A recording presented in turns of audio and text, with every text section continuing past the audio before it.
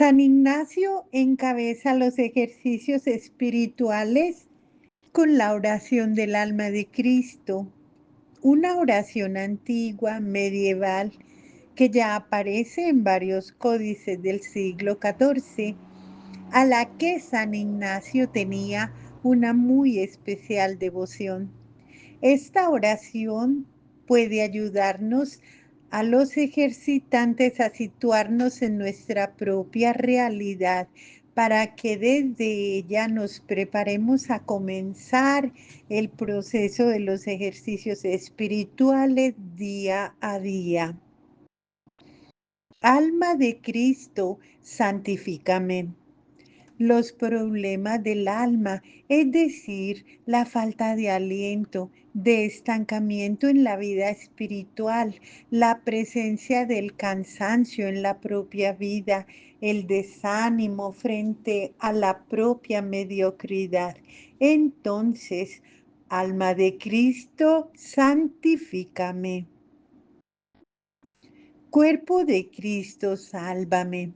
Los problemas del cuerpo, cuando uno siente que el cuerpo es un estorbo y una dificultad, cuando se da la contradicción entre lo que se quiere y lo que se hace, entre los deseos y la realidad, cuando se comienza a constatar la falta de fuerza física y las correspondientes limitaciones. Entonces, cuerpo de Cristo, sálvame. Sangre de Cristo, embriágame. Los problemas de tibieza, de demasiado cálculo en la propia vida, de egoísmo, de búsqueda de comodidad, cuando uno está consciente de la falta de generosidad y de la falta de mayor compromiso en su vida, en la falta de entrega y de la desolación, entonces, sangre de Cristo, embriágame. Agua del costado de Cristo, lávame. El problema del pecado y de la falta repetida, las mismas caídas y recaídas, los malos hábitos, el engaño sobre la propia vida, otras veces un pasado que pesa demasiado y que aún nos hace sentir falsos y sucios. Entonces, agua de Cristo, lávame. Pasión de Cristo, confórtame. Los problemas de dolor, de dificultades exteriores e interiores, propias y ajenas, la dificultad de controlar los propios sentimientos, los miedos, los aburrimientos, las tristezas, el temor frente a las dificultades y el horror frente al dolor y la enfermedad. Entonces, pasión de Cristo, confórtame. Oh buen Jesús, óyeme. Los problemas de oración, es decir, cuando la misma oración se ha vuelto un problema porque la verdad es que no se cree del todo ni a fondo, o porque no se sabe rezar, o porque se siente que Jesús no escucha, o porque no se cree en la misericordia. Entonces, oh buen Jesús, óyeme. Dentro de tus llagas escóndeme. Los problemas de la superficialidad al darse cuenta que no se vive en profundidad, aún más que uno vive tal como es modelado por otros, que uno está demasiado condicionado, excesivamente esclavo de las circunstancias que lo rodean, que se vive sin coherencia y solo hacia afuera, sin profundidad y convicción, entonces dentro de tus llagas escóndeme.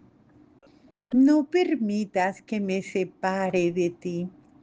Los problemas de la afectividad espiritual, cuando se comprende pero no se siente, cuando se predica pero no se aplica, cuando se predica pero no se conmueve, cuando la fe se vuelve demasiado fría, excesivamente racional, cuando la persona de Jesús se ha vuelto un concepto o una idea o una moda. Quizás hubo un pasado cuando uno gozaba en la presencia de la cercanía divina, pero ahora ha entrado la amargura, el cinismo para poder sobrevivir sin tener dolor y sin demasiadas preguntas.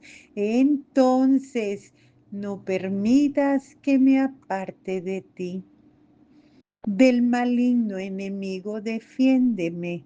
Los problemas de una situación difícil y agobiante, cuando se siente que los demás se aprovechan de uno, cuando uno se topa constantemente con el egoísmo de otros, cuando da miedo ser el primero y atreverse para no hacer el ridículo, cuando la atracción por el poder, los aplausos, el prestigio, la riqueza se hace muy fuerte.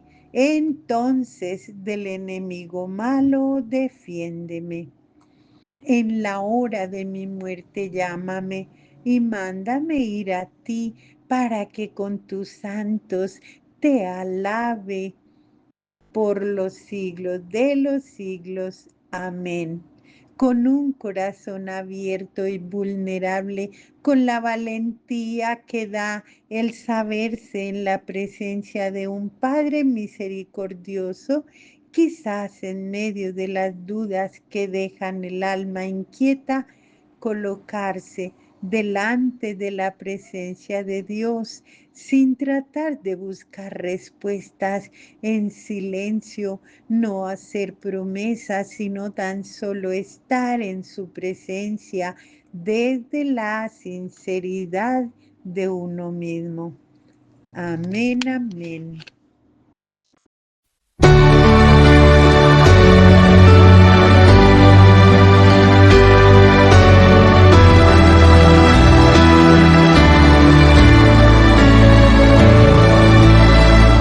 Alma de Cristo, santifícame. cuerpo de Cristo, Sálvame. sangre de Cristo,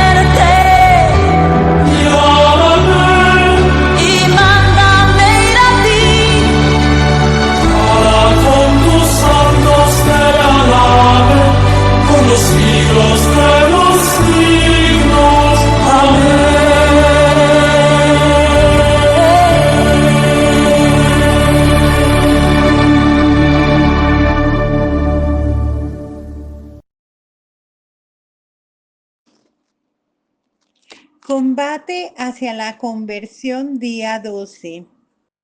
Pedro convocado, seguimiento y desprendimiento. La propuesta del Evangelio es la de seguir a Jesús, estar con Él, participar en su empresa. En el Evangelio se encuentran muchos textos relacionados con la llamada. Son textos vocacionales. Se puede tomar el de Pedro que se encuentra en Lucas 5, 1, 11. Estaba Jesús a la orilla del lago Genezaret y la gente se agolpaba sobre él para oír la palabra de Dios cuando vio dos barcas que estaban a la orilla. Los pescadores habían bajado de ellas y lavaban las redes. Subiendo a una de las barcas que era de Simón, le rogó que se alejara un poco de la tierra y sentándose enseñaba desde la barca a la muchedumbre. Cuando acabó de hablar, dijo a Simón: boga mar adentro y echen las redes para pescar. Simón le respondió: Maestro, hemos estado bregando toda la noche y no hemos pescado nada, pero en tu palabra echaré las redes. Y haciéndolo así, pescaron gran cantidad de peces, de modo que las redes amenazaban romperse. Hicieron señas a los compañeros de la otra barca para que vinieran en su ayuda. Vinieron pues y llenaron tanto las barcas que casi se hundían. Al verlo, Simón Pedro cayó de rodillas ante Jesús diciendo: Aléjate de mí, Señor, que soy un hombre pecador. Pues el asombro se había apoderado de él y de cuantos con él estaban a causa de los peces que habían pescado, y lo mismo Jesús, y lo mismo Santiago y Juan, hijos de Zebedeo, que eran compañeras de Simón. Jesús dijo a Simón: no temas, desde ahora serás pescador de hombres. Llevaron a tierra las barcas y dejándolo todo le siguieron. Lucas 5, 1, 11. En este episodio, Pedro vive diferentes sentimientos en su relación con Jesús. Ante todo, se siente privilegiado por la confianza en Jesús, que escoge su barca para predicar. La gente se congregaba para escuchar a Jesús y Pedro fue el escogido. Además, ciertamente, se siente premiado por aquella confianza que le prestó a Jesús cuando éste le pide echar de nuevo las redes. A pesar de su sentido confesional de pecador, decide hacerle caso a Jesús y termina con una cantidad enorme de peces en la barca. Pedro es un hombre honesto y se da cuenta que está frente a algo divino y milagroso. Por ello reconoce su identidad más profunda y su total ineptitud frente a este hombre Jesús. En efecto, mientras en un primer momento lo reconoce como maestro, uno entre muchos, al final declara Señor, es decir, único. Otra vez Pedro va más allá de sus expectativas porque su confianza en la palabra de Jesús es respondida mediante la invitación para colaborar con su empresa mucho más grande de lo que pudiera pensar. Una empresa que estimula su entusiasmo mesiánico. En Pedro se puede proyectar la propia condición de cristiano absuelto, perdonado, digno de confianza y llamado por Jesús, invitado al camino del seguimiento y de la salvación. La vocación es la experiencia de todo cristiano, siendo personal y diferente para cada uno. El trabajo pastoral tiene que ayudar al encuentro con esta experiencia, explicitarla y fecundarla en acciones concretas. No deberían la catequesis y todas las pastorales dirigirse a esta experiencia de los miembros del pueblo de Dios. Solo entonces se puede hablar de una comunidad cristiana adulta que se reúne en torno a la celebración de la experiencia de su fe y da testimonio de ella en su vida cotidiana. Nadie se llama a sí mismo. La iniciativa viene de Dios y no tiene que ver con los propios méritos ni cuáles son sus cualidades, porque no tiene presupuestos. El único requisito es el de estar dispuesto a responder a la llamada divina, confiando en su fuerza para sacar partido de la propia mediocridad. Al principio se tiene la impresión de que la respuesta se juega en una intercesión entre la generosidad y la decisión arriesgada de fiarse del proyecto de Dios que Dios tiene sobre uno. Hay algo de verdad en ello, pero con el pasar del tiempo se sobrepone la verdad más profunda del Magnificat. Lucas 1, 46, 55. La aceptación y la renovación constante de la propia vocación se encuentran con resistencias. Esta experiencia de resistencia a la propia vocación está muy presente en los distintos relatos bíblicos.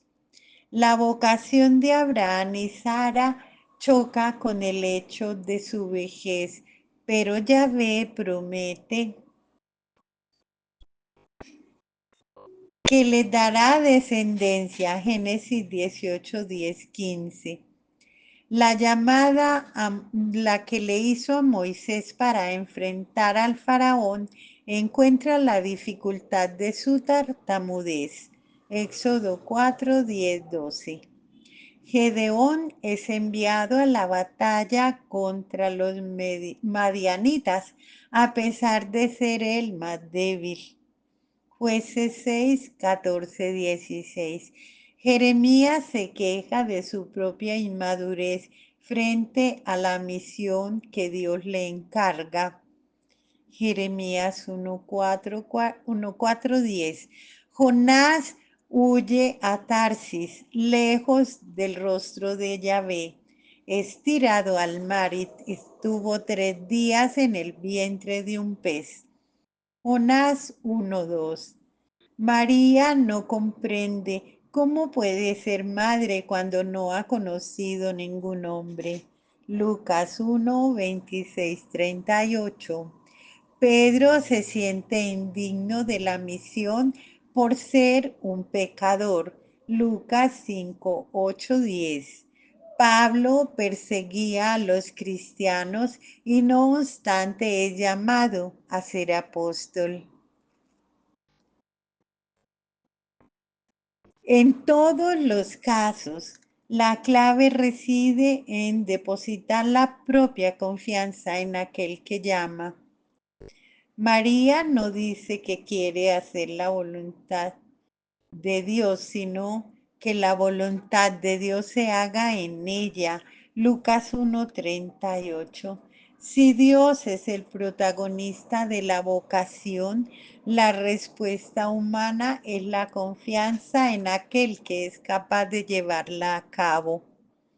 San Pablo recuerda que Dios ha escogido lo insignificante de este mundo para confundir a aquellos que se creen sabios, para que nadie presuma delante de Dios. 1 Corintios 1:26-31. La vocación es siempre una misión, no es un privilegio, sino una responsabilidad para participar en el plan de Dios sobre la historia de la humanidad. Por ello, la vocación es también una convocación, porque el individuo es llamado junto con otros. La vocación se vive más por vía de la seducción divina que la del razonamiento o de la voluntad y del voluntarismo. La única condición que se exige es la confianza en aquel que llama. Por otra parte, la fidelidad a la propia vocación conlleva una promesa de recompensa abundante. Les aseguro que todo el que deje por mi causa recibirá 100 veces más y heredará la vida eterna. Mateo 19:29. El desprendimiento, pobreza y humildad solo cobran sentido cuando la finalidad es el seguimiento, sin desprenderse de lo propio, de las cosas, las personas, las ideas. No hay seguimiento de otro posible. Solo en el deseo profundo de seguir a Cristo encuentra sentido el desprendimiento, porque llega a ser una condición de coherencia y consecuencia. Las meditaciones de las dos banderas y de los tres binarios tienen esta finalidad de estar dispuestos a seguir a Jesús, de identificarse con Él, de estar con Él y como Él. Es la oración de la consecuencia radical, llegando a las profundidades del mismo deseo. No es el ámbito de la normatividad legal ni disciplinaria, sino en el horizonte del amor, o mejor dicho, del enamorado, porque se sabe perdonado e invitado a participar en la construcción del reinado de Dios. El seguimiento de Jesús es inseparable de la identificación con Él. Por el contrario, un seguimiento que no genere un mayor desprendimiento resulta sospechoso en su autenticidad. Los ejercicios espirituales son una escuela en la educación para la libertad cristiana, para conocer y escoger siempre lo que agrada a Dios Padre y al estilo de su Hijo Jesús, sin apegos ni prejuicios, ni empatías advenedizas. El desprendimiento total de los bienes de la propia fama de uno mismo pretende lograr la libertad filial, el camino del seguimiento de Cristo para colocar la propia vida al servicio y ser instrumento de Dios en la salvación de la historia. este don de la libertad para poder estar al servicio del reinado de Dios es el trasfondo de la oración ignaciana, es el reconocimiento de la criatura frente a su creador, del Hijo que confía en el Padre Dios, el seguidor fiel de Jesús en la historia, el dócil a la acción del Espíritu en la obra de liberación y salvación de la humanidad. Toma, Señor, y recibe toda mi libertad, mi memoria, mi intelecto, mi voluntad, todo lo que tengo y poseo. Tú me lo has dado, a ti, Señor, te lo devuelvo.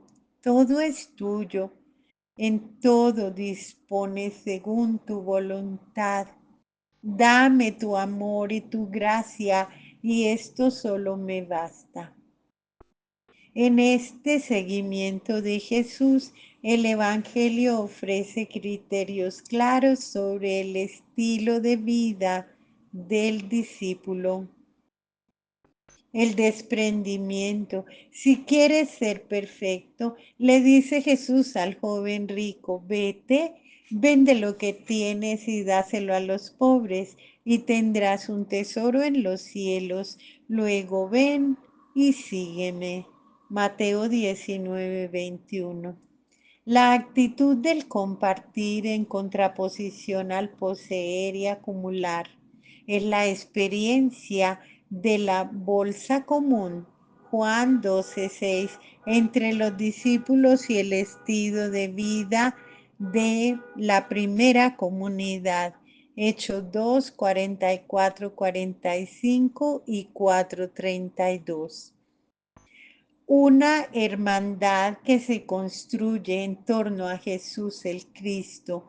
Ustedes, en cambio, no se dejen llamar rabí, porque uno solo es su maestro, y ustedes son todos hermanos. Ni llamen a nadie su Padre en la tierra, porque uno solo es su Padre, el del cielo.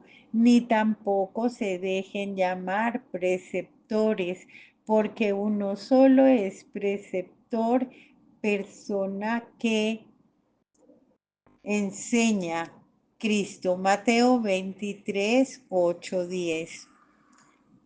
El discípulo observa una jerarquía de servicio. El mayor entre ustedes sea un servidor. Mateo 23, 11. El que quiera ser el primero entre ustedes será su esclavo. De la misma manera que el Hijo del Hombre no ha venido a ser servido, sino a servir y dar la vida. Mateo 20, 26, 28, Mateo 18, 1, 4, Juan 13, 13, 15. El discípulo está llamado para anunciar el Evangelio y sanar, y los envío a proclamar el reino de Dios y a curar. Lucas 9:2, Marcos 13:15. El discípulo Jesús le promete una profunda alegría, aunque no exenta de persecuciones. Cuando el joven rico se aleja, Pedro se puso a decirle, ya lo ves, nosotros hemos dejado todo y te hemos seguido. Jesús responde, yo les aseguro, nadie que haya dejado casa, hermanos, hermanas, madre, padre, hijos o hacienda por mí, y el Evangelio quedará sin recibir el 100 por 1. Ahora al presente, casa, hermanos, hermanas, padres, hijos y hacienda, con persecuciones y en el tiempo venidero vida eterna. Marcos 10, 28, 30.